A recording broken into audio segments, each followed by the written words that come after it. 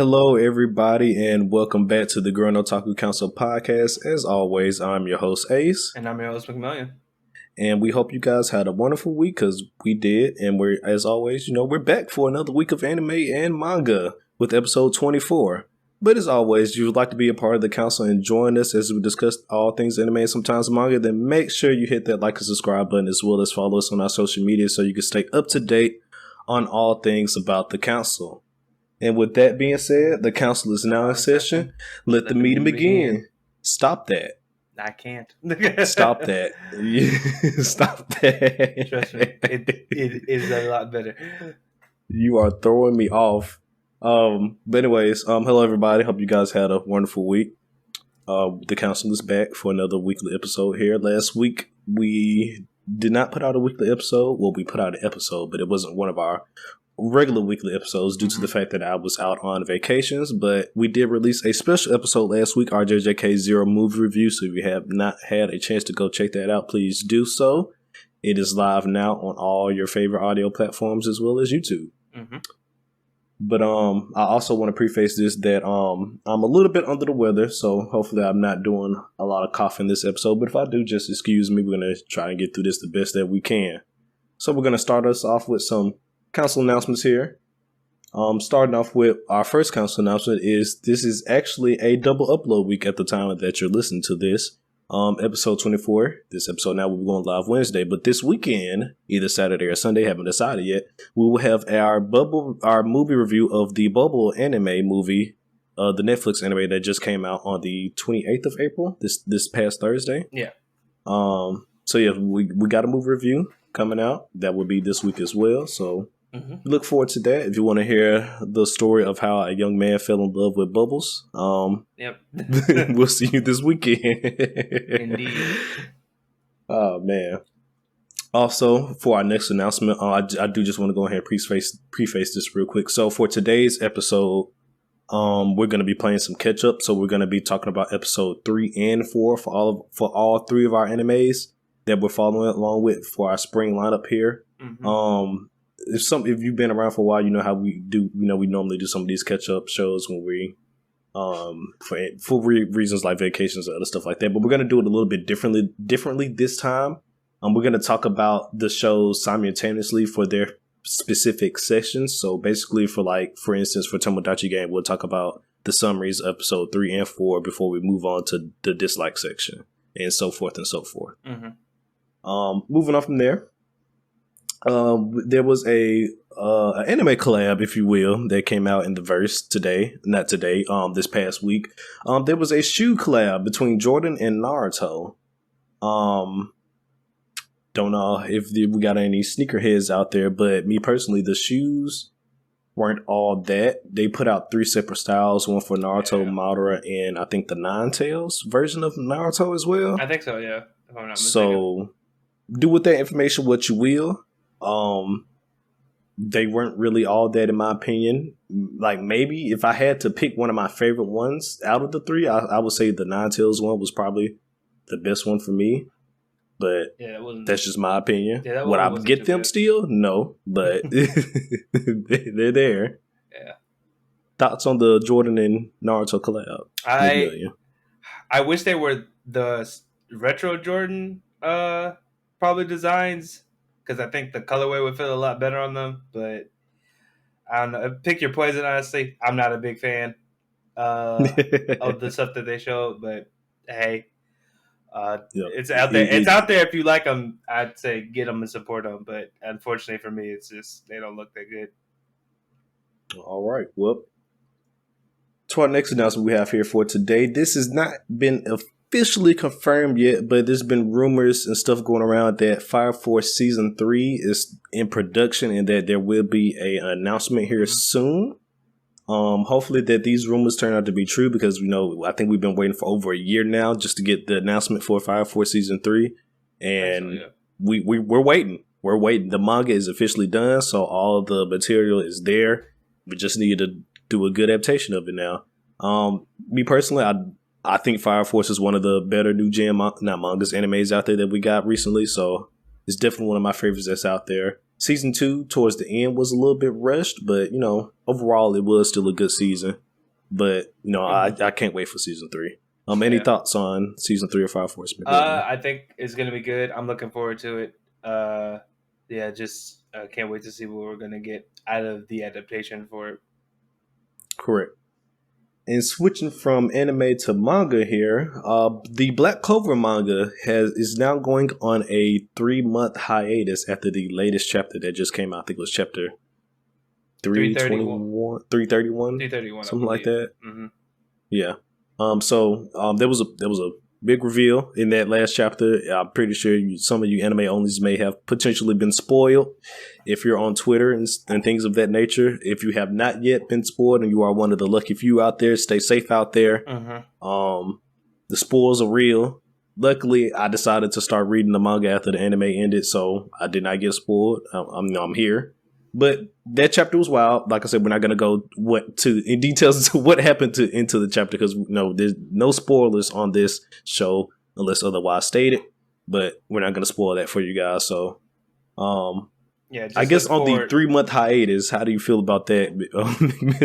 How do I feel about a 3-month hiatus?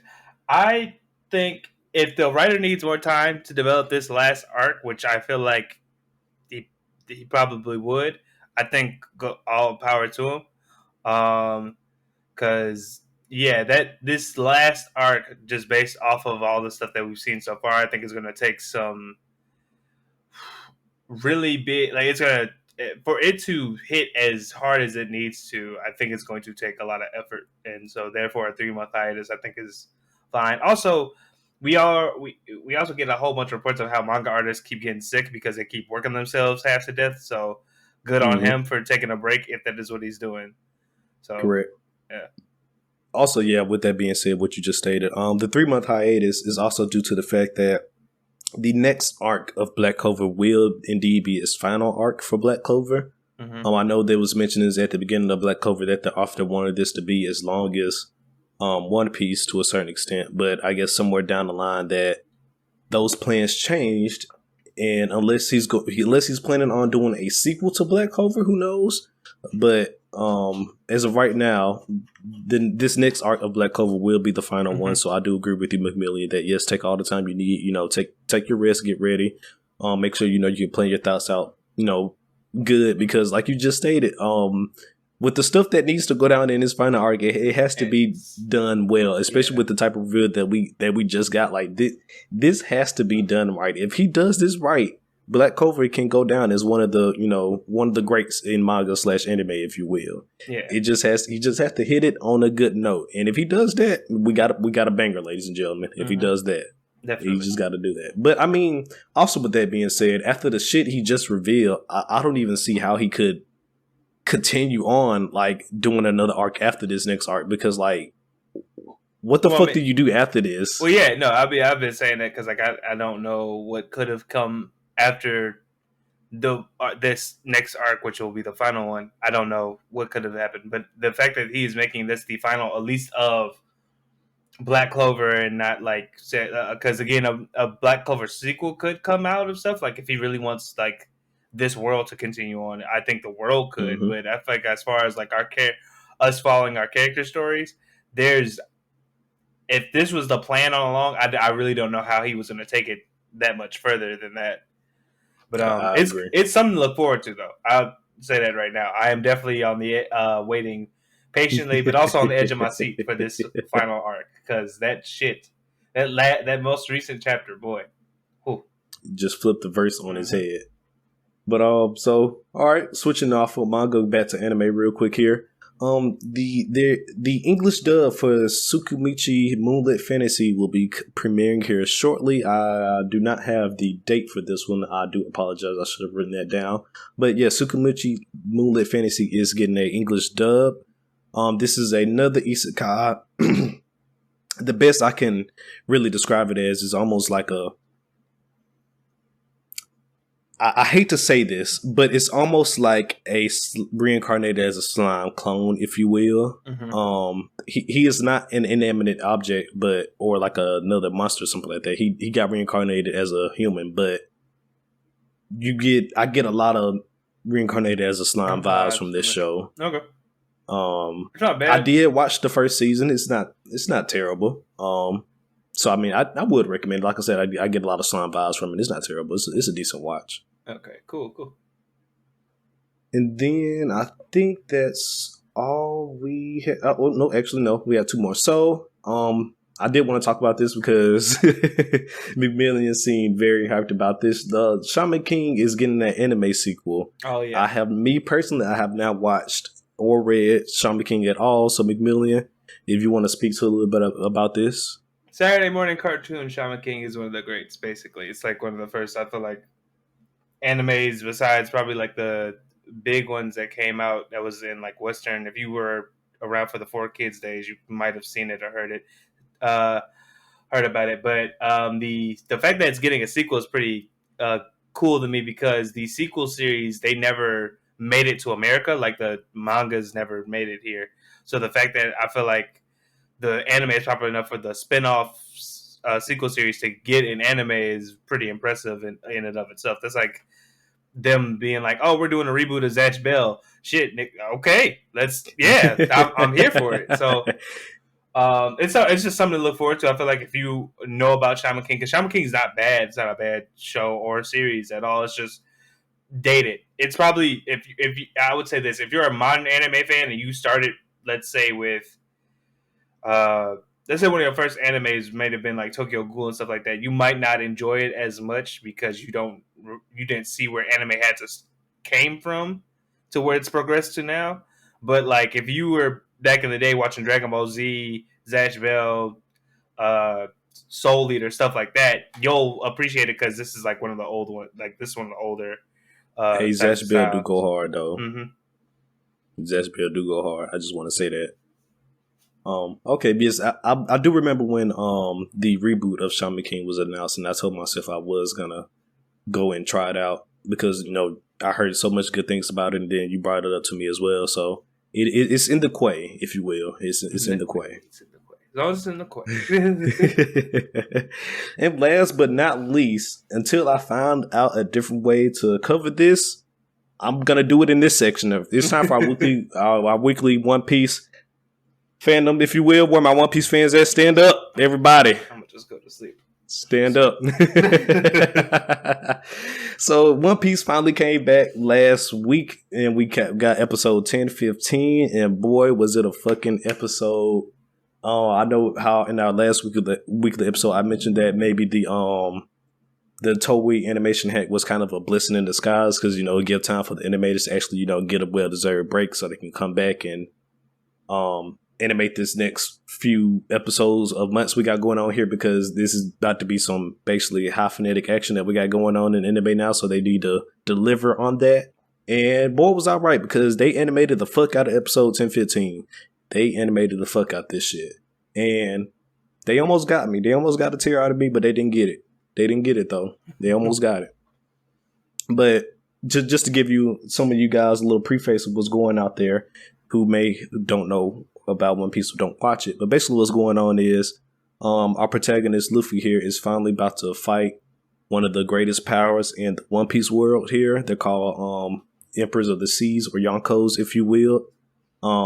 It's been a long time to get to this point. If you started watching One Piece, you just always dreaded the day or waiting for the day that we finally get to fight a Yonko, and we're finally here.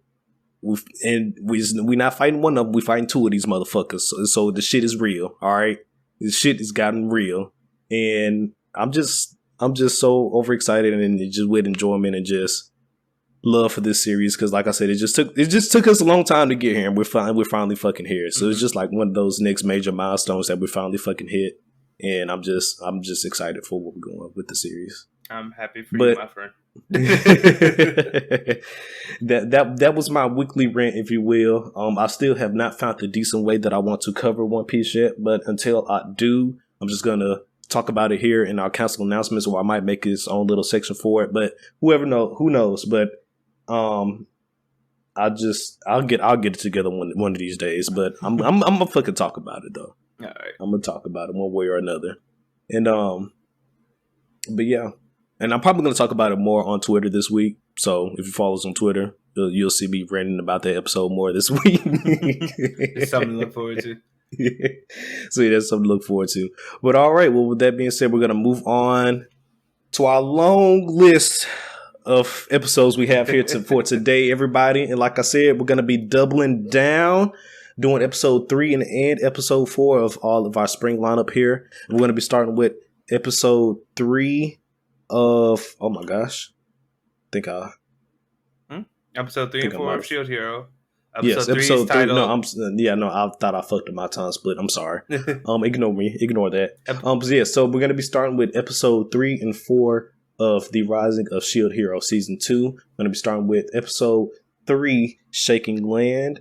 We're gonna be starting with the summary for this one, and then right after we finish the summary for this, we'll be going into the summary of episode 4, Ruins in the Fog. Mm-hmm. So starting off with episode 3. The turtle is here, everybody. Mm-hmm. The big bad turtle is here, and he is before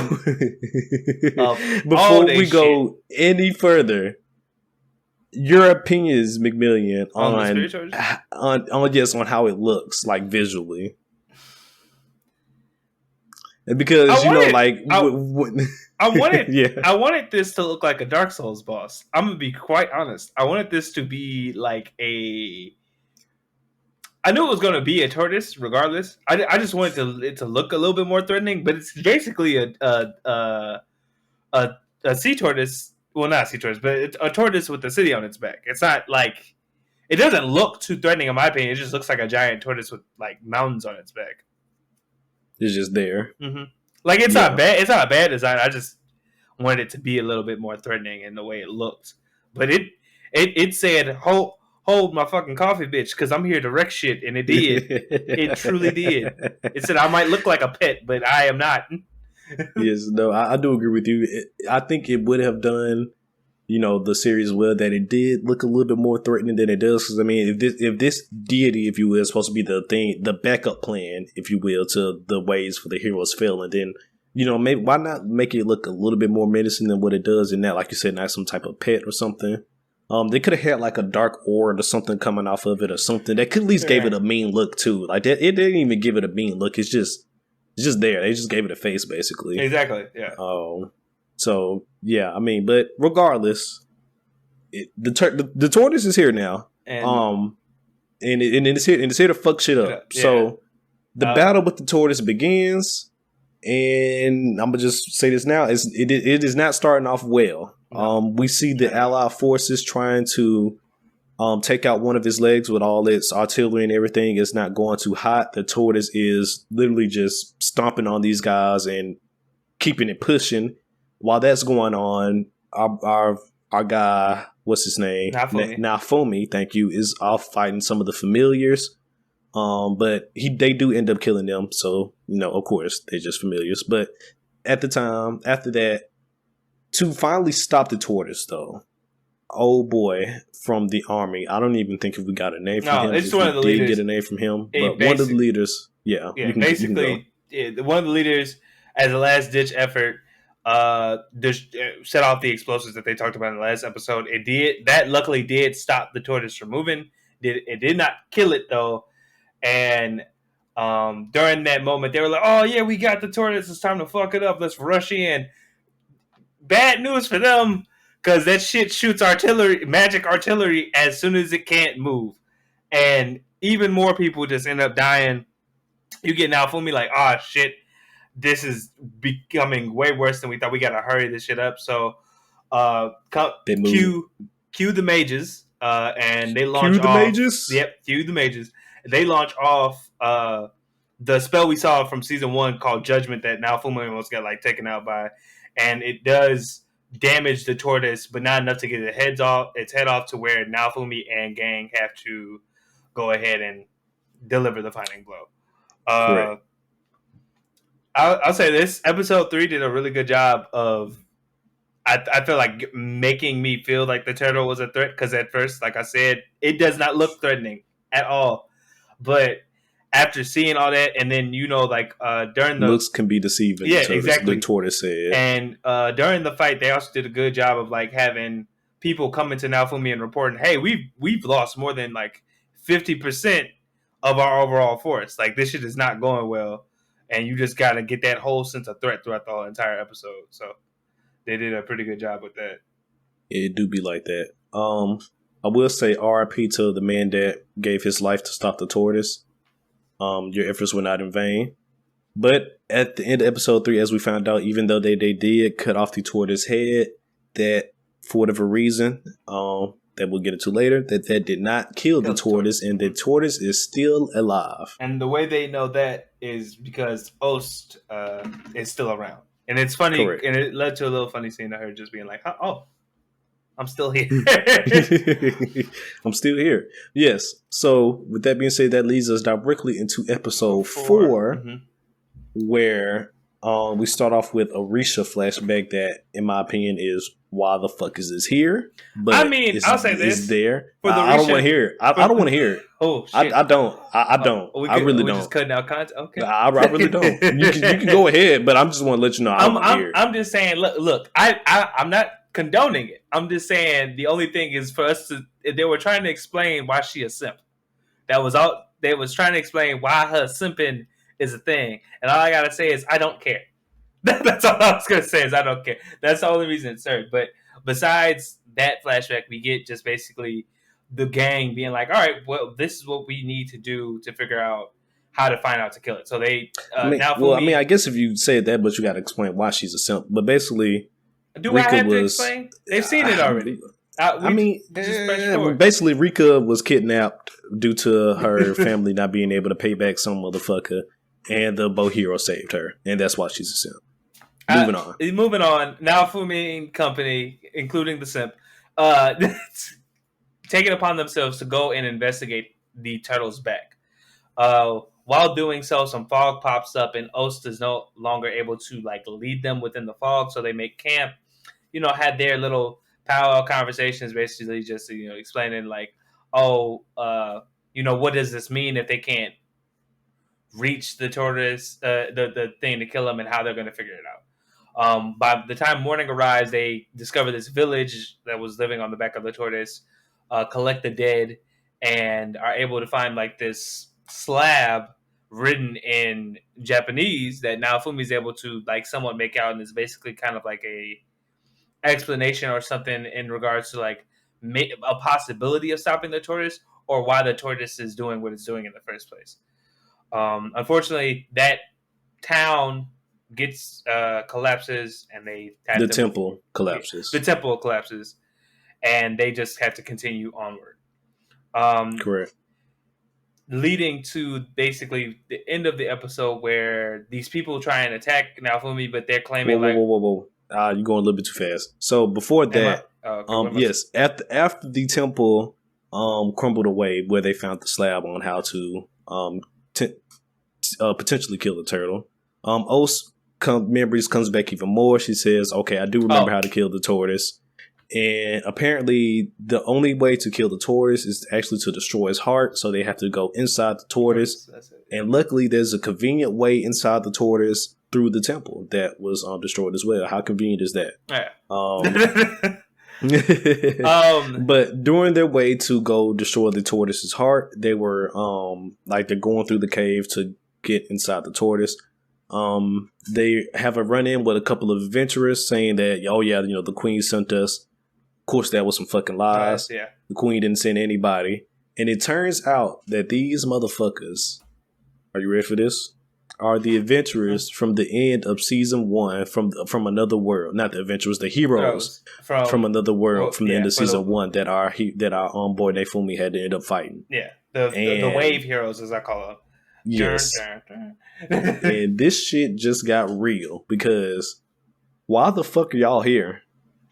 Yeah, no, I'm really interested to see where this is gonna go, because I'm just are they also, because the thing is, the spirit tortoise is stopping the waves from happening. So is it they're gonna now have to work with Naofumi to kill this thing to achieve what they want, or are they working on the side of the individual who woke it up? I'm more of the mind that they're they're going to have to work with Naofumi, because if they were on the side of the person who woke it up, I felt like they would have try to kill him went for a full fight and not just like that little scuffle that they had at the end of this episode.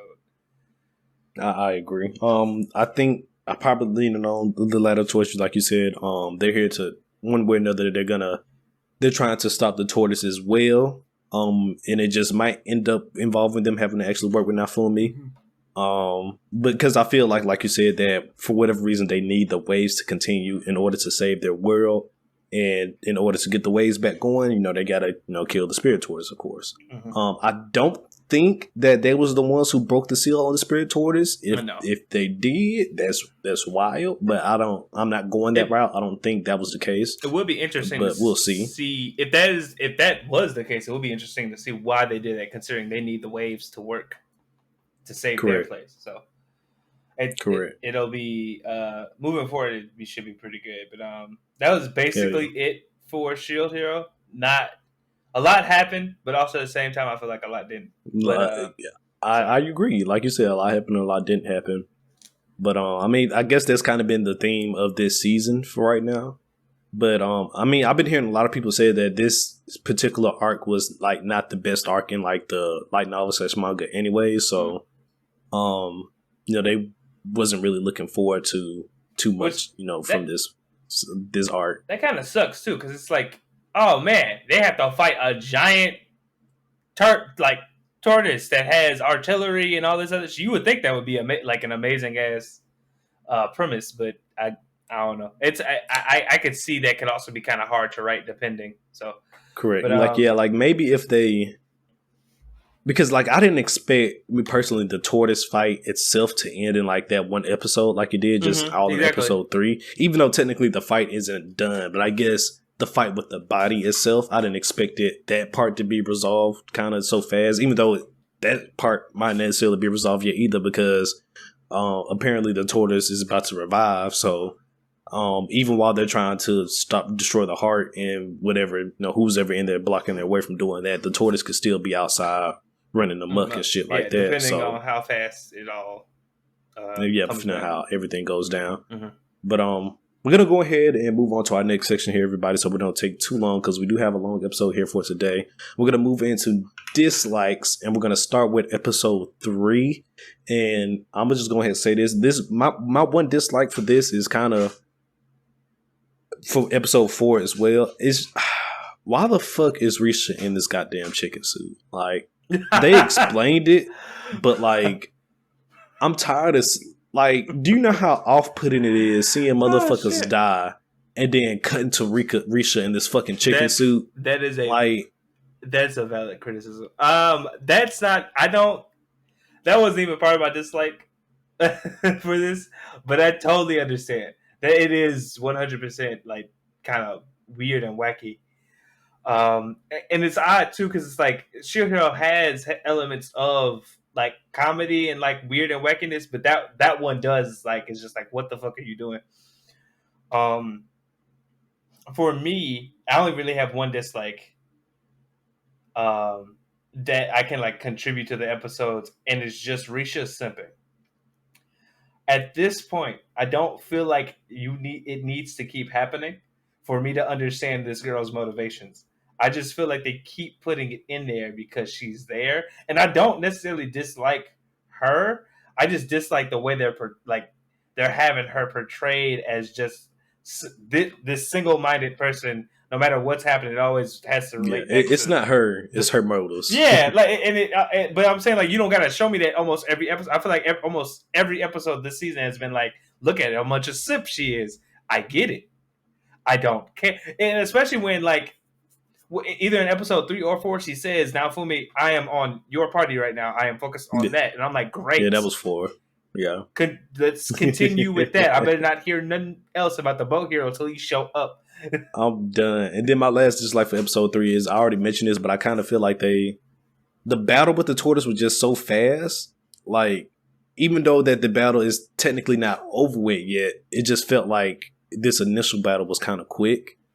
I just think it was just kind of quick. But like I said, the battle isn't over with though, but still, the initial battle I feel like was kind of a little bit fast. I did not expect us to start fighting the tortoise and chop his head off all in one episode. You know what I mean? Mm-hmm. No, I get it. So, I expected Monster Hunter level of fights, and I didn't. I get that. yeah. So, like it did, like because even so, like I feel like they could have did more with the familiars as well. I feel like we just got that one big initial I was gonna bring it up wave of familiars that the shield hero fought, and that was it. Yeah, I was gonna bring it up in my closing remarks, like the review of these episodes, but yeah. But the Reach the Zipper one was the only dislike I had. So we can move to favorite scenes. No, we got to move to dislikes for episode 4 now. Oh, I was combining the two, but yes, but and then you combine yours. I didn't. For me, my dislike for episode 4 is still continuing over from episode 3. Why the fuck is Risha in this goddamn chicken suit? I like the reasoning they give once again is like I understand is for protection, is also help boosts her power level up a little bit, but I feel like they could have done so many different things instead of a chicken suit. Then stick her in this damn chicken suit. They could have gave her a fucking wristband or some shit that protects her and boosts up her power. They could have gave her some other type of fucking armor. Out of all the things they could have fucking did, they stuck this bitch in a chicken suit. Hey, I think they wanted to reiterate the fact that the constant reminder that she is a punk bitch, and this is with the uniform of a punk bitch. But you're not wrong. It is disheartening or just kind of odd. It seems out of place. Yeah, and then my last dislike is I think the patience for this season especially from episode 3 to 4 is just so fucking off. Like, we go from episode 3 to where we finally getting some action, then back to episode 4 where it's just nothing but fucking dialogue. And like I said, the pacing is just like, oh my gosh, like what are we doing? Mm-hmm, yeah. What are we doing? Nah, it's not going too well. But with all that said, unless you got more favorite scenes, if any. Yeah, no, I'm good. We can. So yeah, with that being said, we can move on to our favorite scenes, starting with episode 3, McMillian. Starting with episode 3. So, any favorite scenes from you for episode 3? Yeah, so I got one for both, for episode 3 specifically. Seeing the tortoise retaliate after they got him to stop moving, when it was like, oh shit, he can launch like giant spirit arrows. I don't know what the hell he was shooting, but that was cool. I was like, oh, this thing has a phase 2. I can get behind this. Let's go. And then the one after that for episode 3. We'll get it. Pause. We'll get there. Stop messing up my section, sir. Oh, okay. This was your idea. You're messing up my section. I was just saying for episode 3. Go ahead. No, we're doing these one at a time. Once again, for me, episode 3, I will agree. That scene was fire. Especially because it added an extra layer of uncertainty because they didn't expect this. They just expected to, stop the tortoise in its track and then, we go from there. But the tortoise had other plans. It was like, you think this shit is over? Mm-hmm. And then, it does that. But my favorite scene, though, is, I think I got like kind of two, but one of my pseudo ones is actually when old boy gave his life to stop the tortoise. He kind of had him a little redemption right then because, he was being a dick in episode 1. And so just to see him go out like a G, that was nice. He gave his life for the cause, even though he wanted to be, I guess, the pseudo hero of the cause, if you will. He will go down as a hero because they was able to stop the tortoise of him because of his actions. And then after that, my other favorite scene from episode 3 was Neifumi and gang fighting the familiars. It was just a nice little action scene. Everybody got to let off some cool moves. Especially Raphtalia. The fucking sword she has now, her fucking can't remember the name of the sword, but she lets off these fucking yin yang blasts and shit. Like that's just ridiculous. That's just ridiculous. That's just crazy. Yeah, no, that looked like an in-game ass ability. So yes, I'm excited to see if Raphtalia gets some one-on-ones at any point during the season. I think and then she uses a similar move to also cut off the tortoise's head, and it's just visually the shit looks fucking dope as fuck. But yeah, that was me for episode 3, and now McMillian, we're moving on to episode 4. So favorite scenes for Shield Hero. So what I was going to say last thing was a like for episode 3, but I'll just do it here. Episode 4. The only like I had was the reveal, I guess, of the wave heroes, because the way it happened was kind of funny. Where they're like, "Oh shit, you the hero. Sorry, my bad. We attacked you on accident. Actually, the queen sent us out here to do some like reconnaissance. We'll be on our way." And they was like, "No, the fuck, no, no, what? You will Who, not be on your way. who are you? No, that's stupid. Are you okay?" Who are you people? So that was as Patrick would say. yeah. So that was a good moment, but that was basically that's it for me. I regurgitate that fact. That was also a nice moment. If I had to pick a different scene, it was just funny as hell because I didn't. The scene where they finally start to go across the ropes on Philo to get on the spear toward his back, just for the simple fact that I did not know that Philo could fit that many goddamn people on her back. That's just crazy. She fit. I think it was like 4 or 5 of the motherfuckers on Philo's back, and I'm like, damn, Philo, how many can you carry? Yeah, I think it was about like 5. I think it was 5, but yeah, that was interesting to see. Yeah. But also I did kind of forget to say this, but also one of my favorite scenes from episode 3, real quick, was when at the start of the show when they was riding to fight the spirit tortoise, when our boy had his flag up on his cart riding through. Mm-hmm. That was a nice little moment. Oh yeah, at the beginning, when Naofumi raised his flag for like morale, that was pretty good. Yeah, I just wanted to point that out. And then now we're gonna move on to rate both of these episodes, starting with episode 3. McMillian, give us a rating. What do you got for me? For 3, 6.5. 6.5. I give you that because I was going for like a 6 or a 7. So we're in the same ballpark. Mm-hmm. I'll give you that. Bless you. I definitely do agree. That was my dog over there. Yeah. You wouldn't be coughing. Was chewing on things you wasn't supposed to be. Forgive us, people. This is a short break brought to you by Alex's dog, Sebastian. Correct. And he's wondering why he over here coughing on stuff, because you're chewing on stuff you shouldn't be coughing. Don't look at me like that, sir. But anyways, just I do agree. Round episode for 3, around the ballpark of a 6 or 7 for me as well for the rating. I mean, we finally got some action out of this episode.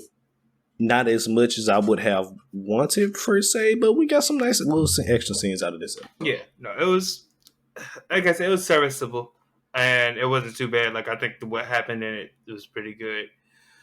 The only thing I'd say is, like you mentioned it earlier, the pacing for this season so far feels a little off. So that's kind of bringing it down. But alrighty, and now we're gonna rate episode 4 of Shield Hero season 2. 4 for me, it's like a 5. And I'll just say briefly why. I think one thing that Shield Hero thrived on that in season 1 that's missing in season 2 is the personal struggles for our main character, our cast. Like for me, I get why Naofumi has to fight the spirit tortoise. I get why it makes sense for the world and stuff like that, but they're not adding a lot of personal stake to it, so it seems like he's not even that invested affected in it. By it. Yeah, invested in it as he could be or should have been. Like I feel like I don't know. I mean, great. It's nice to know that people that read the light novel also were like, this wasn't like one of the best arcs either. But I just feel like there could have been more stuff that they could have done to like give it more personal stake, like have it the spirit tortoise attack like the kingdom that he just got redeemed by, or his little town is threatened or something like that.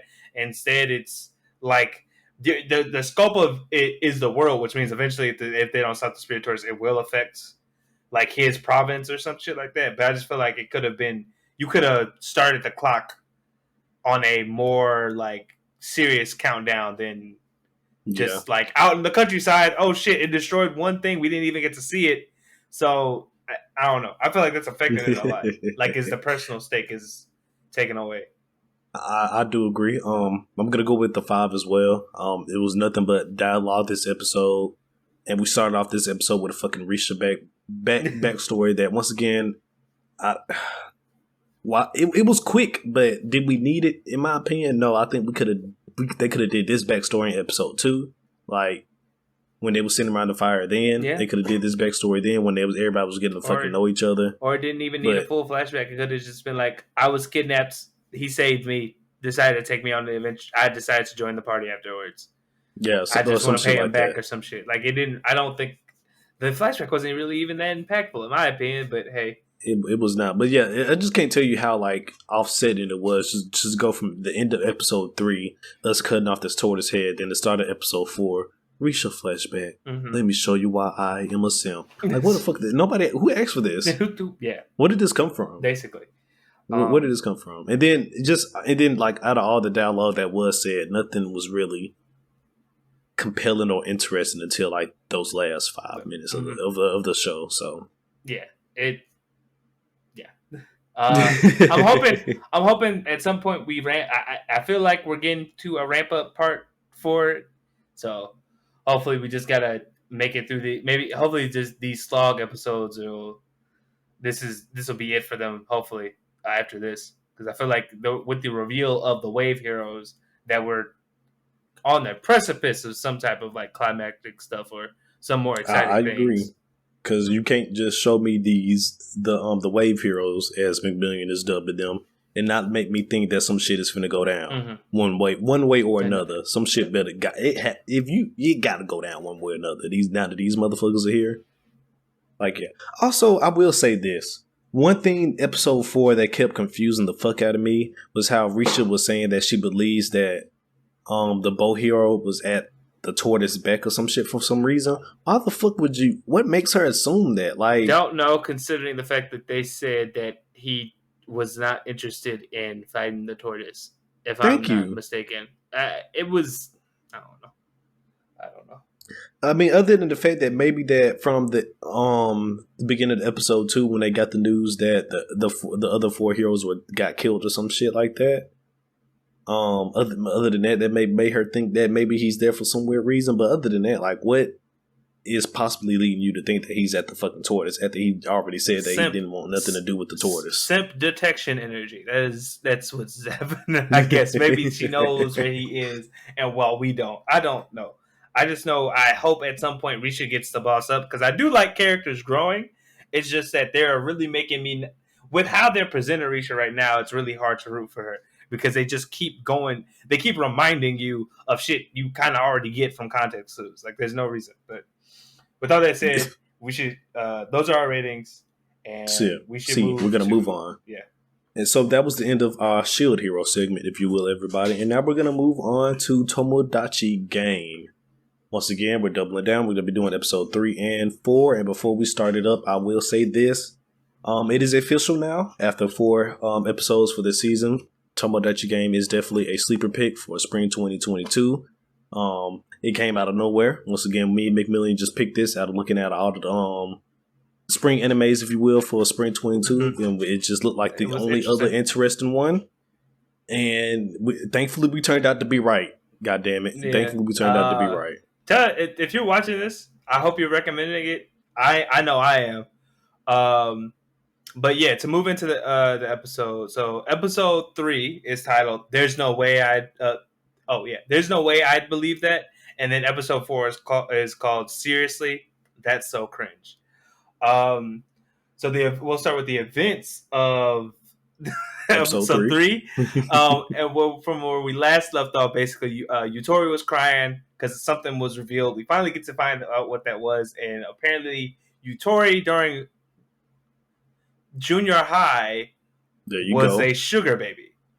Not a sugar baby. Dun dun dun. She was not a sugar baby. She was out here getting paid, but it's not. It. While that sounds bad, it's actually in a way worse than what it sounds like, and I'll explain. So apparently, she was getting bullied into like giving up her money, and the only way for her to make money after a certain point was to like go on dates with people, and eventually started a like dating thing with an older gentleman, and it never went past the he never got the nookie. So she says. Granted, because this anime is all about lies and lies people tell. So he never got the to the palace, if you will. So we're led to the show does a good job of like being like, hey, feel sympathy towards this person, you know, like all this, that, and the other, and it's just like, how much of this do I want to believe, really? But it's crazy to think that all I gotta say is this: bullying is such a terrible thing that happens in Japan that it shows up in so many animes. They got to do something about that. I mean, well, in my opinion, it's a topic that must be talked about because I mean, bullying happens everywhere, not everywhere. necessarily just Japan. Bullying happens everywhere. I'm just saying, to the degree that it is shown in anime, like I mean, I feel you. Like, not to get off topic, but like the shit that happened in Mushoku, how? Like those, at that point, police need to get involved, right? Like, oh, police, help, police, guard. But moving forward, oh man, basically Yutori is like, oh, the only person I have ever told that to is Shiho. So now Shiho is on the outs with the entire group except Tenji. And at first you think, okay, that's because Tenji's been her friend the longest. Cool. So this episode really doesn't have much to do about the game, at least for that one. As we go on, though, we get flashes of the person who stole the money basically from the school. And unfortunately for me and Ace, our pick, Shive Makoto, I think he was the first person shown to be innocent. And I was like, oh, well, damn. Okay. So time to see who it is. And it's the glasses motherfucker. It's Tenchi. Like, it goes through each of our characters, what they're doing in their daily thing. And then all of a sudden it's like, oh shit, Yutori cut this person. And eventually, like, it goes to where he's like showing him on the roof with Shiho and being like, oh, you cut your eye and all this other stuff. And it's just like, yo, what the fuck? Now, before you continue, Tenji is now a grade A menace. This motherfucker here is now a grade A menace. Like, first of all, he's making all glasses motherfuckers look bad right now. Okay, 100%. I just want to point that out there. He's making us look bad, but the way he goes about doing this shit is fucking wild. So McMillian already mentioned that, yes, it was Tenji all along. He was the one who stole the $2 million from the school trip, and he was also the one who signed up for the Tomodachi game. However, how the fuck he knows about all this shit? This motherfucker is such a menace, everybody, that he gave fucking, what's her name, Shiho, a gift. I think it was like a pen or something. Or a necklace. It was something like that. Yeah. It was, I think it's like keychain or some shit. But basically, within the keychain is a recording, microphone. Yeah, a recording device, a microphone. And that's how he knows most of the dirt that's been coming up in this game has been him. He's just trying, and he's just trying to slowly poison the friendship. Now we was talking about Risha simping for the bow hero, but this man is taking simping to another level. This ain't simping. This is predator behavior. Jail. Well, yes. You know what? Yes, you are correct. Jail. Under the jail at that. Because why the fuck do you have a mic in this fucking thing you gave this lady? But anyways, so that's what we found out. It's been Tenji all the fucking long. Mm-hmm. And, his reason for it is because he wants to break the friendship between Shiho's and her other friends. So, she can fall back on him and basically fall in love with him, basically. Mm-hmm. And that's where the end of the episode is. Yeah. Now, I want to talk about this real quick. One, we were technically right in kind of our instance, because we did say if it wasn't Makoto, that it might be fucking Tenji. Yep. But one thing I want to touch upon is that, so it was stated that Tenji was the one who stole the $2 million, but however, it wasn't stated that he was the person that was $20 million in debt. Mm-hmm. So by that reasoning, we could say that our pick for Makoto is still technically right. Well, just based on one of the aspects, based on information we learned about in episode 4. Correct. I'll say this quickly before we get to episode 4, to talking about what happened in episode 4. They keep raising the stakes in Tomodachi Game, and I'm loving it. They're doing a great job. I'm loving it. I'm loving it. Every bit of it. So from there, from the end of the episode where we find out that basically Tenji is the mastermind behind this whole shit, we find episode 4, unbeknownst like the other episodes, is taking place from the perspective of Tenji himself. We get to see basically his whole inner machinations of just like how he plans to continue to separate the group, how he just simply wants to do it, not because he dislikes any of them. It's just that he wants Shiho to himself, and he is down horrendous, truly, to the point where like he's like, oh, okay, I've been writing shit about everybody else. Time to write something about me. And while he's in there, now this is the interesting thing. They take a moment to, I feel like, highlight the fact that he's been in there for so long, because he's like, oh shit, that's right, I gotta wait this amount of time. And then when he comes out, Shiho looks like she's even worse straits with the group because Yuichi smacks her across the face and is like, well, bitch, you're a terrible person. And for me, I'm just like, okay, is this telling me that a plan is being developed right now or not? Correct. I'm not sure. Well, speaking of that, before we go a little bit too far real quick, why do you think Tenji didn't react in a violent way to Yuichi slapping? Oh, because he doesn't. He wants to remain in the good graces of. I don't think he wants to do anything that may cause like people to start suspecting him of revealing things. Because the thing is, if he got violent with Shiho, that would put like a spotlight on him. Well, I mean, not Shiho. It would have been Yuichi, because I mean, this still would have been a spotlight on him. Because I mean, that's. No, he put it. Well, that's Yuichi put his hands on a female. Well, I'm saying, think about it this way: by not engaging, he makes it seem like he also believes Shiho might partially be in the wrong or did the thing. So he blends in with the group, and that he is suspicious of Shiho and the fact that like I'm not going to help her because I truly do not know if she did that shit or not, and therefore I am like, it looks like he's also disparaging her in a way.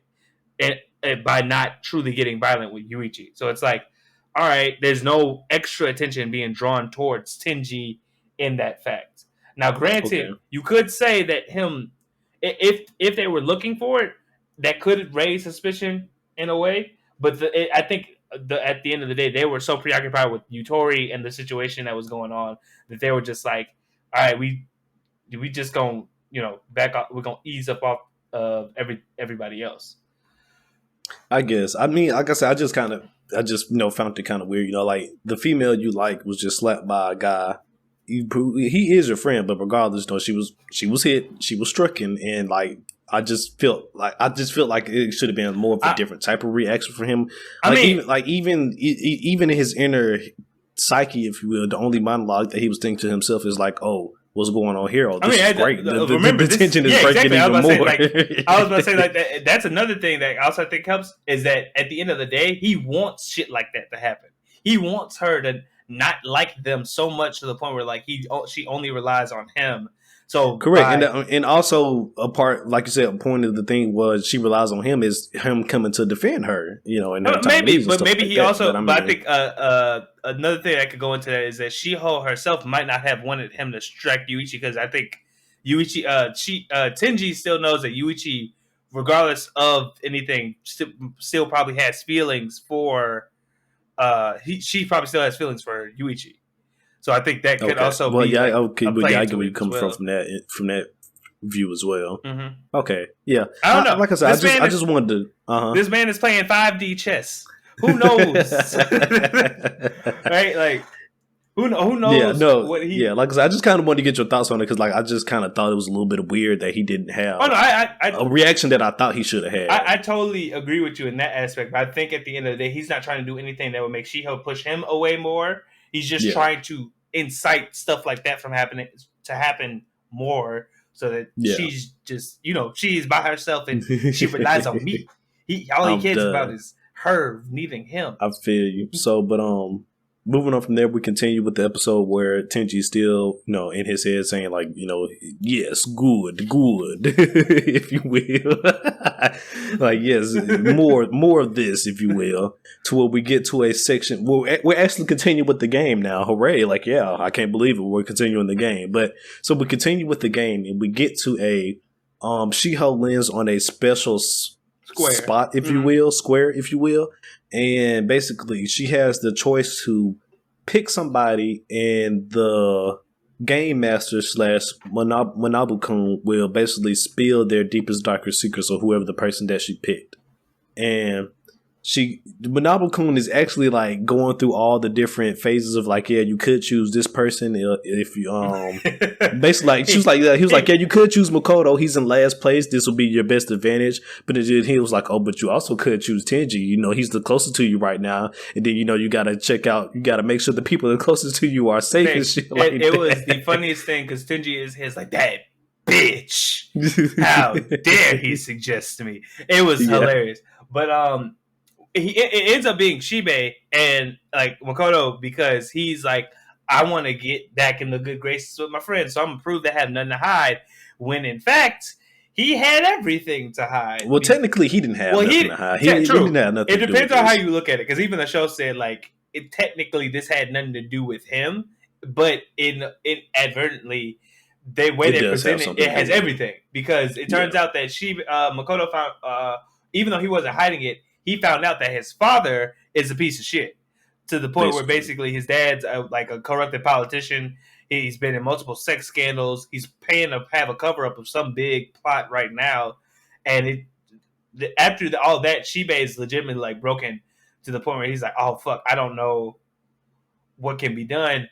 Yeah, and because like even Makoto didn't know about this, about what his dad was doing. Yeah, Tenji had no idea. Tenji and Shiba had no idea, and it was crazy. I said Makoto, sir, the guy himself. Like he knew nothing about what his dad was I'm doing. just saying. I'm iterating like Tenji's. I'm just saying Tenji because he's been spying on all these motherfuckers. Oh well, yeah.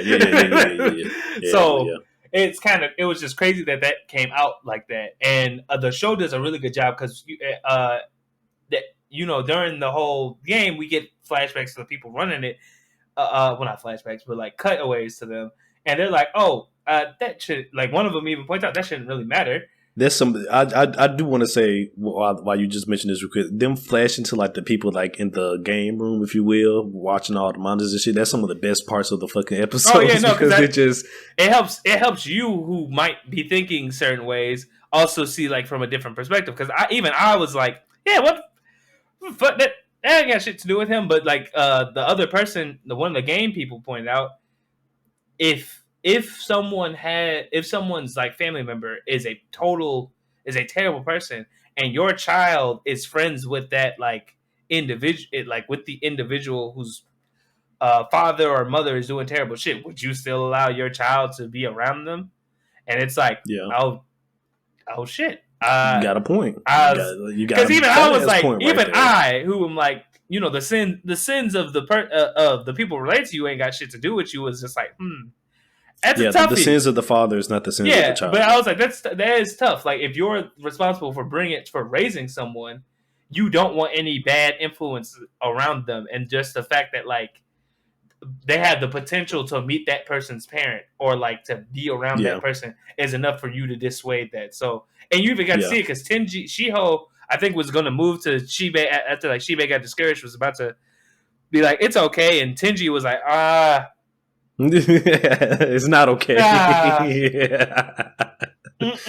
Tenji is a fool, man. Like you said, this man out here playing 4D chess right now. This man is a fool. It's crazy because, like you said, he's used that to his advantage. Now we move from that to where we basically get the end of the episode where a question, not a question, but a rumor is put into the box, and it's basically about Shibe, and it's like, Shibe's dad is covering up a murder that Shibe committed, and people are, and Tenji's like, "Wow, what the fuck? I didn't write that.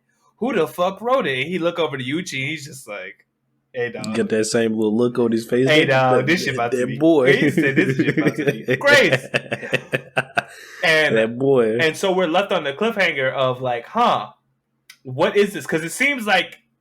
I'm assuming by Tenji's reaction, since he's the man with all the answers, that this has to be a lie, or like this has to be something, because we know one of the there's a penalty for lying in this game, but our boy Yuichi does not care about penalties. My boy Yuichi is here for the truth and only the truth. So I am hard pressed to see where this goes, but the setup is immaculate. That's all. It did like even like to build on part of that setup. Like I already mentioned before, some of the best parts of the episodes when they flash to the monitor room, if you will, and we had the dialogue between the two of the I'm just gonna call them game masters right now because we don't know what they are. Two of the game masters, and you know the older lady was mentioned. I don't know. I'm gonna give her a nickname here soon. I got to think of one, but she was mentioning that like if you've been paying attention all along, you can tell that Yuichi was kind of setting up something, and then then the episode ends. But like it didn't, because even from that that instance when she said it, I was like, damn, was Yuichi setting up something? Like I said, they in episode 3 they spent a long time, or either episode 3 or 4 they spent a long time of directing you to the like time, like they hadn't done it before and never before. But while Tenji was in his room writing like his bad mouth card, they made sure to show you the time on his thing and how long it took for him to do all the whole thing. And then we cut back. Yuichi and Shiho are doing this whole big spectacle, and I'm just like, in my head, I'm like, that don't even seem like something Yuichi would do. Yes. So and that's the same thing I said. Like I was just like, this has to. He had to have realized something, and correct. He is setting them up. We can't forget the fact that in episode 3 he whispered something in Yutori's ear. We don't know what he said to her. So yeah, because she is crazy. Hats off to Tomodachi. She is crazy. Game. But if you have not seen Tomodachi Game yet, this is once again your public service announcement to go watch this shit right now. And if you obviously are watching it and enjoying it along with us, please get the word out, because I feel like this should be talked about more, or needs to be talked about. I'm with you on that. But we're going to move on to our dislike sections now for Tomodachi Game, starting with episode 3. And even, I'm going to say this, even though like the reveal of Tenji was like great and everything, I don't know, there's part of me that feels like the reveal was a little too soon. Okay. Yeah. So I was about to tell you I don't have any dislikes. I'll just have a nitpick, and it was that I felt like that came too early, or if they were going to do it, they should not have shown him, because I felt like they gave us enough hints for us to be like, all right, well, it's Tenji. It's obviously Tenji stole the money. Yeah. But I think with what you said, though, because even I hadn't realized it until after I talked to you for a minute, that still doesn't explain the rest of the debt. Like, correct. 2 million is a small amount compared to 20 million. It is. So that's one big thing. Now, granted, we know why they're there now, but we don't know who's making up the rest of this debt, like where the rest of this money is coming from. And then we still have other factors to play in, like as far as like, are they gonna intermingle with the other groups that's playing the Tomodachi Game and stuff like that. I also, another big thing that's also gonna play into whether this reveal was like early or not is how many episodes are we getting for Tomodachi Game. I don't know if this is like a 12 to 13 type episode season we're getting, or if this is like a 23, 24 episode type season we're getting. I don't know. I didn't look that up, so I'm not sure how many episodes we get for the season. That could determine some stuff. I also wonder how long this series is, because that would also help determine some stuff. But it does seem like it has based on the thing they showed at the beginning of like Yuichi's flash forward, it does seem to be like a bigger type of thing than just them. Yeah, so, I feel you. And the fact that we keep seeing like the game master room, like too, I feel like that's gonna come into play later. So no, 100%. I really don't have. This is all me just reiterate. I really don't have much of a dislike except that one nitpick of them just showing who stole the money early. Yeah, like I said, that's all I have for. Calm down, young man. That's all I have for episode 3 as well. It's just like I said, I kind of felt like this reveal was a little bit too early, but like who knows? Maybe they might come back and show me why they did this reveal early, later on down in some episodes and stuff like that. So who knows? But so moving on to dislikes for episode 4 of Tomodachi Game now. Me personally, I don't really have any dislikes for this Yeah, episode. Honestly, 4 did its damn thing. I just no sir.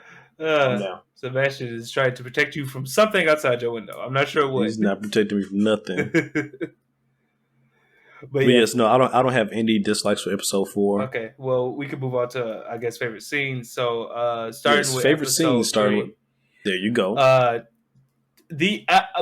So 3 I didn't really have much of like majority of it, but it was closer towards the end of 3. You get the break scene, and what I mean by the break scene is Tenji is meticulously in his head repeating break, break, break, and like you see and it's just like starting to do the flashbacks like towards who basically stole the money.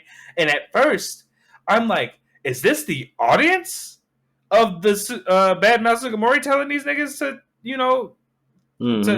to not be friends anymore? Is that what's happening? Because I wouldn't put it past it, but then like as you go, and it's so cool because I don't know how many people caught it, but the voice stops as we get closer to them revealing that Tenji stole the money. The voice starts to like sound more and more like the break voice. I was like, that was such a good touch. So that's my favorite scene from that one. And then, like you said, just the visuals in that break scene as well was just crazy. Like you said, it was wild. Tomodachi Game is delivering every fucking episode, and I'm loving it. One of my scenes is actually kind of intertwined in that break scene as well. There's a scene where Tenji is explaining basically how he knows everything, how he knew, and stuff like that. And he was like, I was always fucking watching you. And like as he's saying that, there's this one scene where it's fucking pouring down raining, my guy, at nighttime. This motherfucker is hiding behind a pole, and you just see this motherfucker slide from outside the pole like, I'm always watching, bitch. And I'm just like, this man is a grade A fool right here, man. Fucking menace. Hilarious. I know it's supposed to be bad. Yes, he's a predator, stalker, but that shit, I don't know why. That shit was just hilarious to me. How that man slid from out inside that pole like that. Oh man, that shit was... I hate him and love him at the same time. It was great. He's a good villain. I'll give it that. Can you even call him a villain? Yes. Can we even classify him? Most definitely. Can we even classify him as a villain? I'm surprised you're asking that question. Hell yeah. Shit. Oh man, Tenji is a fucking fool. But so we're gonna move on to episode 4 now for favorite scenes. Talk to us, McMillian. What you got? I just got 2. I'm gonna just do it real quick because we running out of time. Shibe, going through that whole thing revealing his dad, because I was not expecting that shit at all. It caught me completely off guard. And the way they did it too, of just like showing his father and all like the things he was doing like in the air, like background, kind of like a flashback type of thing. That was good. And then 2, the end of the episode where you see Yuichi's crazy smile, because it was just like, oh shit. Like just that scene alone got me hyped for next episode. So that's it. That was I'm right here with you. That was also my only other favorite scene. My favorite scene that I did have for episode 4 as well. Yuichi's smile is that same fucking smile we got from the end of episode 1. It's just like, oh shit, Yuichi, what you got up your sleeves now, motherfucker? What you got up your sleeves now? But yeah, so that was the only favorite scene I had for episode 4. Okay. Nothing else from me other than just this motherfucker Tenji is. Once again, a grade A menace. Yeah. He is a grade A menace. But all right, we're gonna rate these episodes now, starting with episode 3. And at least a 7 for me. At least a 7 for me for episode 3. I'd also give 3 a 7. It's very, because the thing is, it's not, we get a lot of it is explaining about the characters' backstories, which again I do like, because I do like to see where our characters are coming from, like what makes them tick.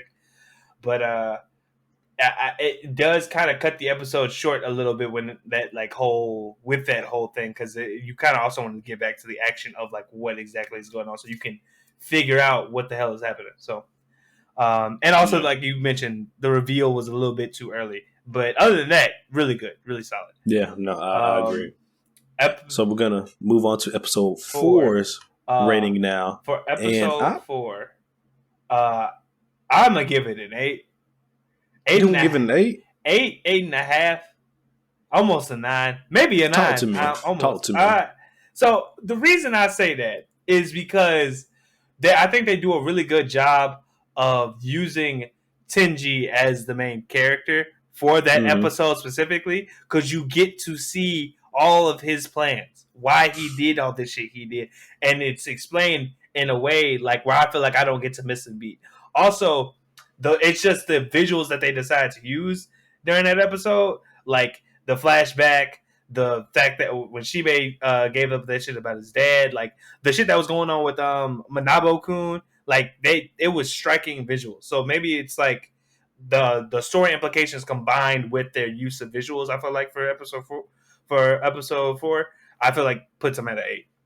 Okay, I'll give you that. I'll give you that. I was just gonna give once again at least give this episode another solid 7. Mainly because we actually fucking played the game again this episode. We're going into 3 episodes now for just a bit on this one game. Because we started this game in episode 2. Yeah so it's next episode will be episode 4 on this one game. So I'm just let's keep it moving. I'm trying to see what other games you got going on. But I will say though that I am loving, because I knew this was going to happen anyways. Like, one of your main nitpicks at the beginning of the series was you feel like the beginning was rushed because we didn't get enough time to get to know the fucking the characters. It wasn't them separately, because I feel like we were going to get to know who they were separately. It was more of just like I didn't get to see how good of a friendship they had. I still don't know how good of friends they were before this happened. I can only assume. You can only assume, right? Yeah. Like I only assume on that. I didn't mind not getting to know them individually, because I felt like through the whole thing was their friendship falling apart. So I knew I was going to get to know about them, but not them as a group. And and since friendship is a big thing about this, that's one thing I feel like I'm missing. I'm getting bits and pieces now, but the thing is, I'm also watching it shatter. So I don't, I don't get to see. I'm not seeing like where they fit in their dynamic. Is all I'm saying. Yeah. But regardless, but what I'm saying is, and this is probably why Tomodachi is so good. Even without that, I still care about the situation. Now, I'd probably care more if I didn't know how close they were beforehand, but the writing is doing a really good job of making me be like, I mean, through the storytelling, you still kind of getting to see how good friends they were, because even for example, Shiho and Kokorogi, you saw how Shiho basically confided in, went to be Kokorogi's fan when she had nobody else to turn to after junior high and stuff like that. And you saw how that's the reason why they became friends and stuff like that, because of that whole situation. I'm getting bits and pieces of the friendship. That's all I'm saying is like, regardless, though, they're doing a really good job of telling this story. I agree. It's just me. I just can't wait to see what the next game is, because if we getting all these fucking reveals in just the fucking second game, what the hell we got going on for the next game? And then just for the fact that, like I said, we did get the reveal of who stole the money and basically who wanted to play the Tomodachi game, but we still don't know who was the motherfucker that was 20 million in debt. We still don't know who that is yet. So there's still some more stuff to be revealed. Like, everything hasn't been revealed just yet. Yeah. So with that said, we're going to move on to our last anime of the day, and it's everybody's favorite comedy, SPYxFAMILY.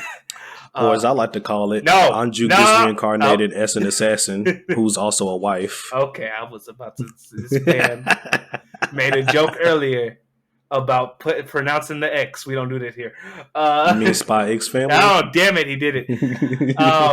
But moving on. Episode 3 of SPYxFAMILY is titled Prepare for the Interview, and episode 4 is titled The Prestigious School's Interview. So we start off episode 3 with basically Yor moving in, and it's going all nice and cutesy. Basically, they're becoming a family. Lloyd, after Yor gets settled, tries to practice the interview for the school with both of them. To his dismay, it does not go as planned.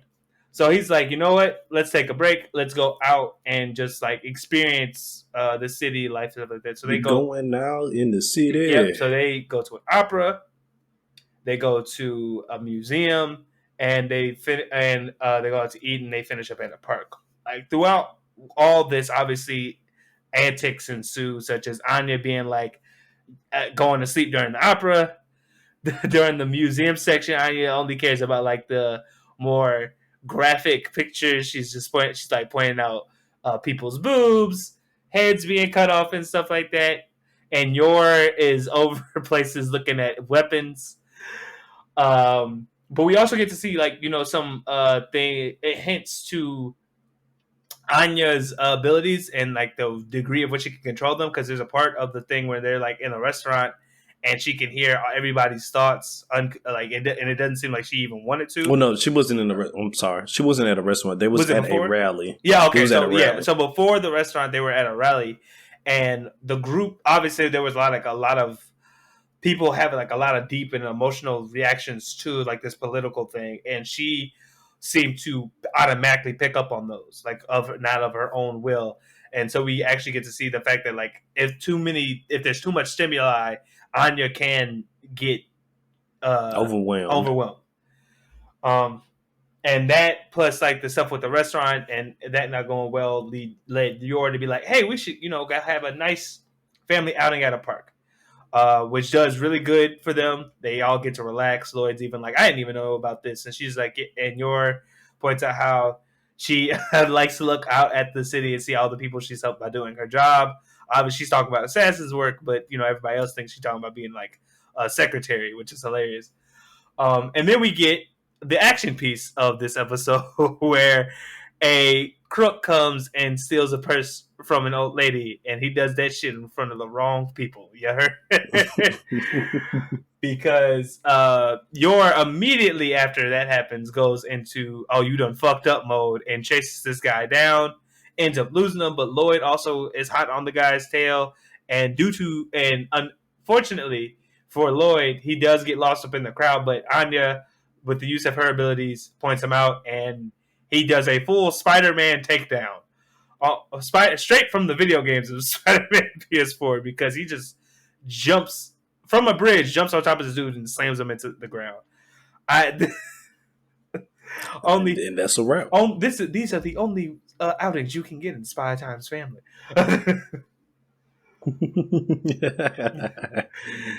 Oh man, no, hilarious. But yes, so yes, that was episode 3. It was basically just a family outing, if you will. Like McMillian said, with a whole bunch of antics, of course, coming from our girl Anya. And we end episode 3 with them going back home and continuing to prepare for the interview, and which leads into episode 4. Yeah, but just to say this, by the end of that episode, they're bonded a little bit more, and they're able to answer the interview questions a little bit more, since the interview questions are poised around them as families. Yeah, correct. So moving on to episode 4 now. Once again, the prestigious school's interview. And this episode sounds just like it was, the interview section of the school. And we start off already on some bullshit. So we see the Forager family, if you will, walking into the school grounds, walking through the school grounds, and Lloyd is just like, somebody's watching us. And then Yor says the same thing, just like, somebody's fucking watching us. And it turns out that the people that's watching them are actually the school teachers and the principals and the headmasters and things of that nature. And they found out that the fucking interview has already started. These motherfuckers are passing and failing people just based off how they fucking walking into the school. How they walk, what they do. It is hilarious. Because they're like, oh, that number failed, that number failed, that number failed. And one of the base things, we get to see basically like I guess the most important headmaster or something like that. And he's basing all his stuff off of how elegant people presume to be. And so throughout this shit, he is put there basically because they don't believe that Anya could come from a good family, because she barely passed the written exam that she had to take in the episode 2. And so they're like, all right, so they're throwing the obstacles at these people. So one, like the first obstacles they get in common contact with is a kid stuck in the sewer grate. And they're like, how you gonna do this without like ruining your clothes? Ha ha ha, I got you. And Lloyd simply just flips this kid out of the thing, obviously gets mud everywhere, and the kid, even though the kid is like apparently getting merit points, that's what he's like thinking in his head the whole time. He's like, "Ah, shit, man, these guys are kind of nice. I hate for this to happen." And immediately Lloyd and them are like, "We expected something like this to happen," and immediately changes to a different suit, hat, everything. Like all of them get dolled up again. And then you just see the headmaster just, elegance. I was fooled once again. God. And now at this point, the headmaster just has it out for Lloyd. He was like, you know what? No, this cannot be. I'm going to goddamn prove that these are not elegant parents. And we go from there. They're still walking through I will say this is a fucking long ass corridor. Well, it's not a corridor. It was a corridor. Courtyard. Regardless, this shit's long as hell. Yeah, it's supposed to be a university, and I don't. And what's weird is I don't know if it's like from small children to like adults learn here or not. But regardless, it's a huge school. And it's huge. We could. Oh well, I was gonna let you continue your explanation. Okay, yes. So yes, we continue, and then after they get all prettied up again and walking down this long ass courtyard once again, the next test from the from the advisors come through, but unfortunately, this was not a test they planned. This was an actual fucking accident. A herd of fucking animals, cows. I think it was just cows, but I think it was other animals besides cows. It was cows, horses. Yeah. Chickens, maybe. I don't remember. I just remember the cows and the horses. A fucking herd of animals comes out of nowhere. Where the fuck are they keeping these herd of animals on this campus? The stables. Why do we have a fucking stables on the campus? Who knows? But anyways, they come charging fucking through. But before Yor and Lloyd take action, you see the scene where we go back to the headmaster. He was like, "Oh yes, they can't possibly get past this." And then one of the guys comes up to him and was like, "Hey headmaster, did you ask for this? This kind of seems like a lot." And he was like, "Wait a minute, this wasn't me." He was like, "Are you? This is an actual accident?" He was like, "Wait a minute! Oh shit! There's too many important people here. We gotta go. Yeah. We gotta go stop this." And they're running out. But Lloyd and Yor, parents of the fucking year, are out here like dipping and dodging, saving other people's kids to the point where like Anya is about to get hit by a cow, and Yor goes into full lethality mode, and basically 64 trigrams. This goddamn. I'm glad you said it because I was gonna say it. I'm glad you said it because we here. Oh, I'm glad you said it. That cow did not walked into a fucking tuning exam. That's what happened to that goddamn cow. Damn, boy, I'm glad you said it because if you didn't, I was gonna say it. Goddamn. She pulled a full Huga on that goddamn cow, and to the point where the animals, you can see where the animals are just like, "Oh shit, hey, we good." Hey, listen, I don't know. I need somebody to fucking edit that scene with her with the 8 trigrams. I need somebody to edit that shit, and that shit was hilarious. But so after she fools 8 trigrams this cow, the headmaster comes out and thanks the foragers, like, "Oh yes, thank you. I was wrong about you guys. Yada this, yada that. You guys are worthy of being able to interview for our schools." Yeah. But right before that happened, obviously the foragers' clothes were scuffed up due to the animal thing, but lo and behold, they had another change of clothes, so that also helped out a lot for them. But moving past that, after they get told that that they're worthy of being interviewed, they actually make it to like the interview room with the headmasters and all that stuff, like waiting outside. And Lloyd, apparently, I don't know when he did it, but he set up a recording device and he's tapped in. He is like, "All right, I know exactly what they're gonna ask us. We good."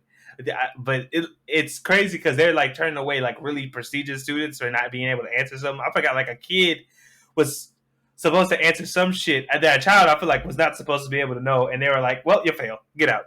Yeah. So they're going through this interview process, and it's basically going smooth. It's 3 headmasters in the room. With one being the guy who was all about elegant and stuff like that, and 2 other headmasters were just being now introduced to. Mm-hmm. And like I said, it's going smooth, but the only, I guess, bump in the road for this interview, if you will, is one of the headmasters. He's going through a divorce right now, and he's basically taking out his anger on all the interviewees. and he's basically the issue right now that they got to get that they have to get past in order to pass this interview. Mm-hmm. And so it gets to the point where he asks they're asking they started off with asking the parents questions, but now they started asking Anya's questions, yeah. Right? And after Anya has answered a few questions and whatnot, this motherfucker gonna come and ask her, so which one of your mothers do you like the most? Yeah. And it just makes Anya just goes into full fucking tears mode because Lloyd made the statement, was like, she's, I don't know what she's been through during this orphanage. I'm assuming that her birth mother is probably fucking dead. Yeah, as an inner thought, he did not say that loud, but he was thinking to himself like, damn, like I don't know, they don't know her past, so it's like, how is she gonna react it?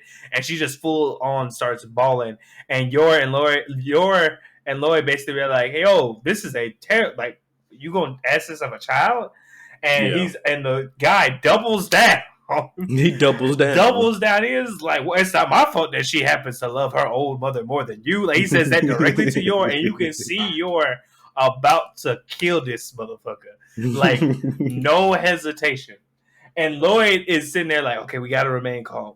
You would see him like just getting like his fist, and he's still, and the other big dude, the guy asking these questions, he's just flying off at the mouth basically at this point, where it's like, well, if this is how she reacts to this, she can't, we have dorms here, and she's just gonna start crying up automatically anytime like she has to stay here or other shit like that.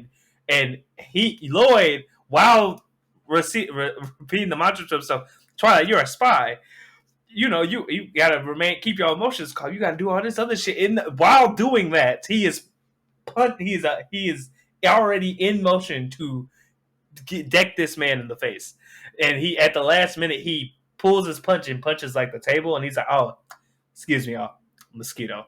when that shit happened, that reminded me of a scene straight out of One Punch Man, where our boy was finna punch Genos. It's been Gino. Yes, that's you knew exactly what scene I'm talking about. Yes, that's where you see the shadow of his. Well, you see, well, not the shadow, but like a giant fist and his head like over Genos, and Genos is like, yo, what the fuck?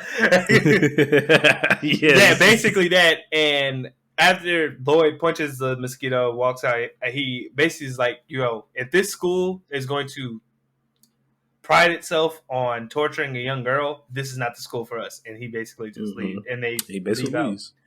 And the whole time you're thinking, well, they failed, but the one guy who's been calling the Forgers elegant the whole time is like, you know what, he's right. How can we call ourselves a fine institution if this is the way we do things? And the headmaster turns to the other headmaster and then full on punches Dicks his ass. He was like, you know what, Lloyd couldn't do it, but I can. But I can. And straight dicked his ass. And then that's basically, we close the episode out on the Forgers wondering what is next for them, because they kind of know that unless Anya gets into the school, that their family situation is kind of just over. And that's kind of where we leave episode 4 at. Yeah.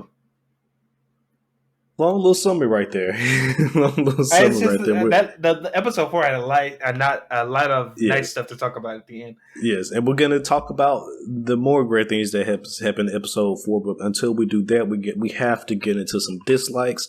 Starting with episode 3, and once again, so far no dislikes for me. I'm enjoying every bit of Spy Family. That I'm every bit of it. Yeah, same. I ain't got nothing. So let's move on to 3. Move on to episode 4. Once again, no dislikes for this episode. Episode 4 has to be the best episode out of the series right now. Yes, no dislikes out of me for this episode. Completely agree. I was laughing from start to finish. So from start to fucking finish. And not only that, episode 4 almost got an emotional response out of me when Anya was getting questioned, and it was crazy because I remember reading that part in the manga and not feeling anything, but hearing. I doubt that it's actual like a small girl in the booth recording for Anya, but hearing that whatever aged woman pretending to be a small child and crying almost got me. I almost shed a tear. I swear to you. But now, times for everybody's favorite moments. Some of our favorite scenes, starting with episode 3. Talk to us, McMillian. Anya taking credit for Saw stuff that she did around the house when she knows she didn't do a goddamn thing was hilarious to me. Because Lloyd was calling her out on everything. He was not letting that little girl breathe. Because she was like, I helped make cookies. And he was like, you ruined the thing, you ruined the flour, and then you watch TV. And I was like, how dare you? So that was one of my favorite scenes of that. My other one was when they went to the museum. Anya had made a drawing of her life and was like, Daddy's a spy, Mommy's an assassin, I'm psychic, I know everything. And then when it was time for Lloyd and Yor to like take her away, she was like, oh shit, they're gonna know my secrets. And legitimately the wall is just scribbles, like you can't even make anything out. That was hilarious too. That's girl. So one of my favorite scenes actually does come from the museum as well, where you see fucking Yor just have googly eyes over a fucking picture of a guillotine. Mm-hmm. It's just fucking hilarious. Like, out of all the images, this is the image you will fall in love with here. This is what you're about? Okay. This is what you're about. Of course. I'm like, all right, it is what it is. Once again, and then for my last scenes, favorite scenes for episode 3 is kind of a mixture. At the beginning where old boy popped up to steal the old lady's purse and you just see Yor go into full it's go time mode. Like that shit, it just always catches me off guard. She just goes from this dopey young woman to just all serious in a split second. This dopey and it's just like woman to this I will murder the fuck out of you. Yes, into a split fucking second. And then of course the in and off of that scene where Lloyd catches the guy and like you said, he Spider-Man dies on his ass off the bridge. It's a good time. Good time. It's a good time. And then I will say, honorable mention, Anya falling asleep in the opera was hilarious as well. That was cute. That was very adorable and funny. Moving on to favorite scenes for episode 4, to start us off. Obviously, we talked about it a lot, but to just reiterate, you're taking out that goddamn cow. That shit came straight out of a Naruto episode, 110%. I don't know, and not only that, but the way it resolved was how like Anya was able to read the cow's mind and communicate. She just wanted you to stop. You're fine. She's not gonna hurt you anymore. And the cow just gets up and it's like, I'm gonna go about my business, and it leaves.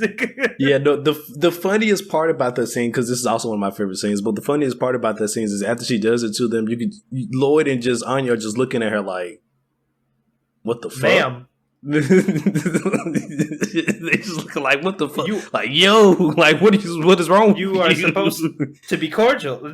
You ain't supposed to be busting out the Chun-Li moves out here. Yeah, and then at the same time, the cows and the animals have the exact same look on their face, and they just start backing up. Like, yo, what is wrong with this lady? They're like, can y'all put her in a cage? Like, shit. My other one, besides that, is obviously in the examiner's room when Lloyd is about to punch the shit out of that headmaster. Obviously. Because, like I said before, when I almost started crying, I got an emotional response. You don't do that. We riot over this shit. I know people are making fun of that dude right now somewhere. They are. That was just seeing the emotional response from Lloyd, especially since his whole thing is like conceal, don't feel. And he was like, nah, I just gotta let this one off right here. Great, perfect. I agree. That is also one of my favorite scenes because also once again Yor snaps and she just in the blink of an eye, that look on her face. She was definitely, if Lloyd didn't do something, she was definitely about to like murder. I feel like all the people in that room. She get that look on her face. Goddamn, she was ready. All right, and then but. For me, I guess some of my overall favorite scenes are definitely the two that McMillian pointed out. But one of my other favorite scenes are basically like, it's kind of like a combination of just all the times the headmaster is just like, oh, elegance. Oh, it's so elegant. I guess one of the most memorable ones is like when they're in the courtyard and they're, I guess, paying respects to the founder of the college. And he was just like, oh, they're paying respects to our founder. Just such elegance. Such elegance. Yes. Oh man, but yes, he is a fool. But yes, basically every time that man said elegance is a favorite scene of mine. I'm probably gonna put a fucking a collage, if you will, Yeah. just him saying elegance over and over again. He killed me every time he said that shit. Every fucking time. 100%. But so once again, we're going to go ahead and rate Anju Gets Reincarnated as an assassin who is also a wife. Started with episode 3. Solid 7. Yeah, for me. Once again, same. Episode 3 was nice. It was a beautiful, family outing that they had. And like I said, I think this was the episode where they actually had time to bond more as a family, and they got to do, family things and stuff like that. And so it was real nice to see. And then, of course, just all of Anya's antics. It's just can't get enough of Anya crazy ass. Nope. Okay, that is the anime community's daughter right now, and she shall be protected. She is flourishing, honestly. Yeah, I have same rating. Honestly, everything you've hit on. Nice, chill episode with the usual Spy Family antics. Now, moving to episode 4, however, that gets a 9 for me. 9? Oh, yes. Same page. 9. Same 9. page. That maybe damn near a 10. I just feel like maybe it was listening a little bit of something, but at least yes, a 9. It is definitely, if you are watching this and you don't think that was the best episode so far, you're crazy. That shit had me busting up laughing from the get. It's so good. It's said right now that Spy Family is probably the most popular anime in Japan currently, and I see why. They do such a good job of not only interjecting like the familial emotions and stuff like that, but the comedy was on 10 this entire episode, and even though there was very few action scenes, the animation for Spy Family is ridiculous. It's really good. Like Wit has been showing out recently, but I think it's actually a collab for this anime. It's Wit and somebody else. I can't remember the second studio that's doing it. But regardless, they snapping. They're snapping right now. And one thing that I will say about Spy Family is it just goes to show you that not every good anime out there is a fucking shonen. Even though I love my shonens, don't get me wrong, but Spy Family is just the coup de grace, if you will. That show is proof. This evidence is right here. You can have a good ass anime and not be a shonen. Mm-hmm. This is right here in your face. It's Spy Family. And like Million already said, if you watch this episode, you don't think it's the best episode of the series. I don't know. We're not watching the same thing right now. Yeah, because it hit. I feel like it's missing some like a little oomph, but this episode I feel like is like, if I wanted someone to watch Spy Family, this would be the episode I would show them this episode. Yes, 100%.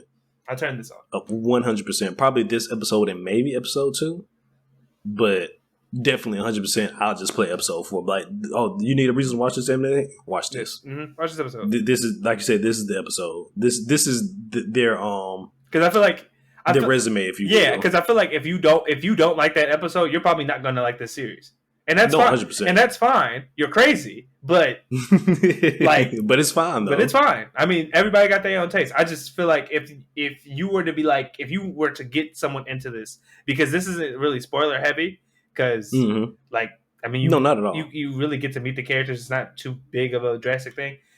This is a fine episode, I feel like, to be like, hey, granted, we're not going to start with episode 1, but this is why. This clearly illustrates everything this anime has to offer. Why you should watch this anime. And why you should watch it. Yes, 100%. And I've said this every time we talk about Spy Family, but once again, I'm enjoying every single bit of every single episode, and I'm just along for the ride. Mm-hmm. I'm here. Mm-hmm. I'm here. Hell yeah. I know I'm having a good time every episode. I don't even worry about it. Yes. I don't have to worry about it. Like you said, I don't have to worry about nothing. I know once I hit that play button, it's going to be a good time. Like you just said. Okay. 100%. All right. Well, but that is the end of our episode here. And I am surprised that I had a reasonable time for this episode. Yeah. So congrats to us. So yeah, we went a little bit over. Uh-huh. But with all that, what were you about to say? I'm sorry, I didn't mean to cut you off. No, I was just about to say, any final thoughts on any of the spring anime that we talked about here today? The only thing I gotta say, besides, I feel like I've said enough for Tomodachi and Spy Family. The only thing I gotta say is I hope that Shield Hero it finds its footing, because right now it seems to be struggling this season.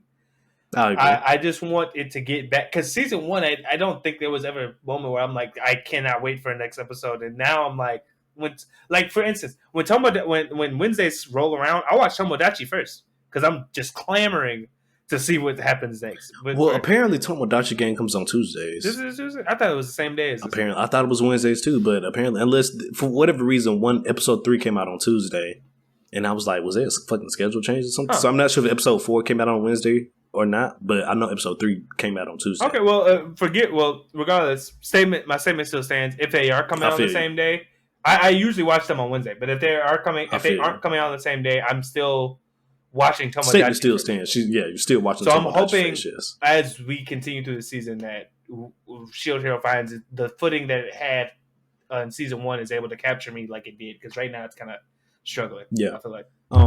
I guess my final thoughts for today would just be, as far as Tomodachi Game goes, I think we need to speed this up a little bit. Even though like the revelations that we got out of everything that's been going on so far, with Tenji being a menace now, and amongst other things, and all the other information that we're learning about the characters, I feel like us spending 4 episodes on Game 2 is kind of a lot. But could it? Next episode need to be the last episode we in Game 2. I kind of agree, but I also feel but at the same time, I do think probably like 4 episodes for a game is like that maximum I can see like bearing a game, because some games, depending on what it is, of course it's going to take longer than others, but I don't know. I agree with you. If the case is that we're going to continue just following these 4 characters, correct? Yeah, it's 4 of them, right? No, 5. It's 5. But I guess the reason I probably feel like that is probably because we haven't really been playing much of this game in Game 2. We just really been taking a few steps and some juicy ass dialogue. Big joker. Spade every turn. Every turn, goddamn. But I mean, other than that, but regardless of that, what I just said, I am still enjoying the hell out of Tomodachi. No, it's going really well. But with all that said, we're going to close out for you. So, thank you guys for watching, as always. Appreciate you. Please, leave your comments, your likes on this video. Let us know what you thought of any of these animes. From audio-only listeners, hit us up with those reviews. If you're enjoying this stuff, let us know. And, spread out to your friends. Consider giving the show a follow. Spread the word. As always, guys, you can find us on Instagram at Gurren Otaku Council and on Twitter at Gurren Otaku, so you guys stay up to date with all things about the council. With all that said, enjoy your week, enjoy your weekend, and enjoy the animes that you decide to watch. This is the Gurren Otaku Council saying meeting adjourned. Peace.